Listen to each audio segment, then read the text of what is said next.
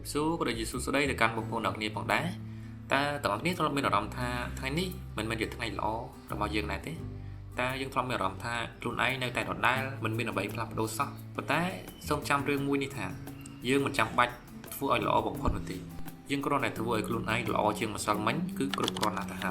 hai thay ní trong nơi giờ pi đặc biệt vừa ở thay sai được bao dương ban lọ bờ xa chương thay ní bằng đá trong nói tìm muối cứ ca cay làm o luôn bàn tay vào đó mình nuôi chăn cất tha đóng bay từ tua ban là trục cháy dương tới tay bên ca plak đô dạng thòng còn té ca bật tới ca plak đô tôi cứ miên ổng lại thòng thình hai tổng lọp tôi để dương ảnh vừa bán đôi chi ca ăn dịp hứ trong tại pram để tí chỉ đừng đỏ thằng ấy có ai chui dương bên ca plak đô nên bên ca cất ban là sao phòng đại dương 100 bạch chấm lại bill an tràn đo từ rong màu tê sân mà dương mình miền bill liền cực còn vì thế dương ai chấm lại bill trong tại pram để tí được còn đom để tí không mười tháng ấy vận tải thôi viên chóp lóp chỉ đừng nói tháng ấy rồi chạm bill pi được còn bay khai cõi cứ dương đừng miêu lòng thang luôn dương play để dương miền ca plak đô tràn pi chấm lại đắng để dương được tuôn man được không dừng thử hay tập lọp xanh tiếp được chia ca hạt pran cứ ca hạt pran cứ dương chui oi sau cái việc cai đừng play chặt ở bao dương cứ ban lọ và xả taยังត្រូវធ្វើវាជាប់លាប់ជារៀងរាល់ថ្ងៃត្រូវតែរយៈពេល10ឬក៏15នាទីក្នុងមួយថ្ងៃក៏ល្អគឺយើងនឹងជួយឲ្យរាងកាយរបស់យើងបានប្រសើរផងដែរហើយជាពិសេសទៀតនោះគឺការរៀនអ្វីដែលថ្មីមានន័យថាមិនថាទាំងជំនាញឬក៏រឿងរ៉ាវផ្សេងដែលយើងមិនធ្លាប់ធ្វើពីមុនយើងអាចសាកល្បងធ្វើឬក៏សាកល្បងរៀនវានៅពេលដែលយើងចេះកាន់តែច្រើនគឺវាកាន់តែល្អគឺវាជួយឲ្យយើងយល់ដឹងបានច្រើនពីបរិបទផ្សេងផងដែរនេះជាទម្លាប់តូចទាំងអស់នេះដែលយើងមើលទៅឃើញថាវាតិចតួចប៉ុន្តែបើសិនបើយើងអនុវត្តឬក៏យើងធ្វើវាជារៀងរាល់ថ្ងៃឲ្យបានចប់លាប់បាទរយៈពេលជាច្រើនខែគឺយើងនឹងមានអារម្មណ៍ថាគឺយើងនឹងទទួលបាននូវការផ្លាស់ប្ដូរដ៏ធំធេងមួយនៅក្នុងជីវិតរបស់យើងផងដែរចំណុចទី2អនាគតចាប់ផ្ដើមពីថ្ងៃនេះមនុស្សជាច្រើនគឺគាត់និយាយថាខ្ញុំនឹងចាប់ផ្ដើមនៅថ្ងៃស្អែកប៉ុន្តែថ្ងៃស្អែកវាមិនដែលមកដល់ទេថ្ងៃស្អែកគឺនៅតែជាថ្ងៃស្អែកអនាគតរបស់យើងគឺមិនមែនកើតឡើងដោយសំណាងឬក៏ដោយភាពចៃដន្យទេប៉ុន្តែវាកើតឡើងដោយសកម្មភាពនិងការខិតខំប្រឹងប្រែងរបស់យើងដូច្នេះយើងត្រូវសួរខ្លួនឯងថាតើថ្ងៃនេះយើងបានធ្វើអ្វីខ្លះដើម្បីធ្វើឲ្យថ្ងៃស្អែករបស់យើងបានល្អប្រសើរហើយចំណុចទី3គឺកុំប្រៀបធៀបខ្លួនឯងជាមួយនឹងអ្នកដទៃពេលខ្លះយើងមើលឃើញអ្នកដទៃជោគជ័យជាងខ្លួនឯងជីវិតគេល្អប្រសើរជាងយើងចាប់ផ្ដើមមានការប្រៀបធៀបហេតុអ្វីក៏ខ្ញុំមិនដូចគេហេតុអ្វីក៏មើលទៅជីវិតគេល្អប្រសើរម្ល៉េះគេជោគជ័យម្ល៉េះហេតុអ្វី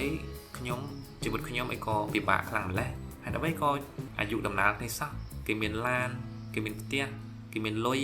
ហេតុអ្វីក៏ខ្ញុំគ្មានអ្វីសោះសឹងតែថាចិញ្ចឹមខ្លួនឯងមិនរស់ផងហេតុអ្វីក៏ខ្ញុំមិនដូចគេការប្រៀបធៀបបែបនេះគឺកាន់តែធ្វើឲ្យយើងមានការបាក់ទឹកចិត្តយើងគួរតែខិតខំប្រឹងប្រែងយើងត្រូវចាំថាជីវិតរបស់យើងម្នាក់គឺមិនដូចគ្នាទេហើយយើងក៏មិនដឹងអំពី background ឬក៏រឿងរ៉ាវរបស់គេដែរពេលខ្លះគឺគាត់អាចកើតនៅក្នុងគ្រួសារដែលមានជីវភាពល្អប្រសើរទូធាឆ្នេះគឺធ្វើឲ្យគាត់អាចនឹងមានឱកាសល្អប្រសើរជាងយើងម្យ៉ាងទៀតពេលខ្លះអាចមកពីគាត់មិនមានបន្ទុកច្រើនរីឯខ្លួនយើងអាចមានបន្ទុកក្នុងការផ្គត់ផ្គង់ទៅលើគ្រួសារផងខ្លួនឯងផងដែលធ្វើឲ្យយើងត្រូវចំណាយច្រើននេះគឺជារឿងរ៉ាវជាច្រើនដែលយើងមើលមិនដឹងទេដោយសារចំគៀងផ្ទះអ្នកណាគឺភ្លឺផ្ទះអ្នកហ្នឹងរឿងរ៉ាវរបស់យើងគឺខុសពីរឿងរ៉ាវរបស់គាត់ដូច្នេះអ្វីដែលយើងត្រូវធ្វើគឺកុំប្រៀបធៀបខ្លួនឯងជាមួយអ្នកដទៃគឺយើងត្រូវតែប្រៀបធៀបខ្លួនឯងជាមួយនឹងខ្លួនឯងកាលពីម្សិលមិញគឺយើងគ្រាន់តែធ្វើឲ្យយើងនៅថ្ងៃនេះល្អប្រសើរជាងថ្ងៃម្សិលមិញគឺគ្រប់គ្រាន់តែហើយមានន័យថាយើងត្រូវតែប្រកួតប្រជែងជាមួយខ្លួនឯងគឺធ្វើម៉េចឲ្យខ្លួនយើងនេះអភិវឌ្ឍឬចម្រើនពីមួយថ្ងៃទៅមួយថ្ងៃមិននៅកន្លែងដដែលនេះគឺជាការយកឈ្នះដ៏ល្អបំផុតទី4គឺការរៀនពីកំហុសគឺមិនមែនជារឿងអាក្រក់ទាំងស្រុងទេពីឯមនុស្សយើងម្នាក់ក៏មិនមាននរណាម្នាក់ដែលថាចង់ខុសដែរប៉ុន្តែនៅពេលដែលយើងខុសច្រើនក៏វានឹងធ្វើឲ្យយើងដឹងឬក៏យើងទទួលបាននូវបទពិសោធន៍ជាច្រើនយើងអាចយកបទពិសោធន៍ទាំងអស់នោះមកអភិវឌ្ឍក្នុងការ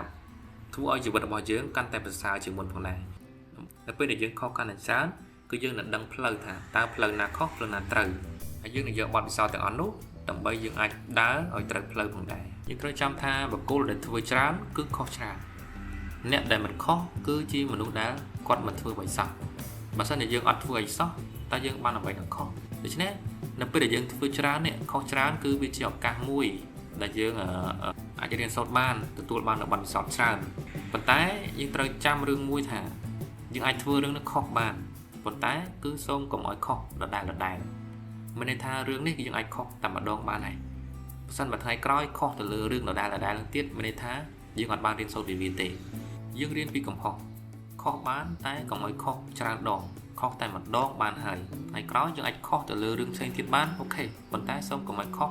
លើរឿងដែលយើងធ្លាប់ខុសហើយចំណុចទី5គឺការជឿជាក់លើខ្លួនឯងអ្វីដែលសំខាន់បំផុតមិនមែនជារឿងរ៉ាវពីខាងក្រៅអីទេប៉ុន្តែគឺជាអ្វីដែលនៅក្នុងចិត្តរបស់យើងមានន័យថាគឺការជឿជាក់លើខ្លួនឯងការដែលយើងអាចយកឈ្នះខ្លួនឯង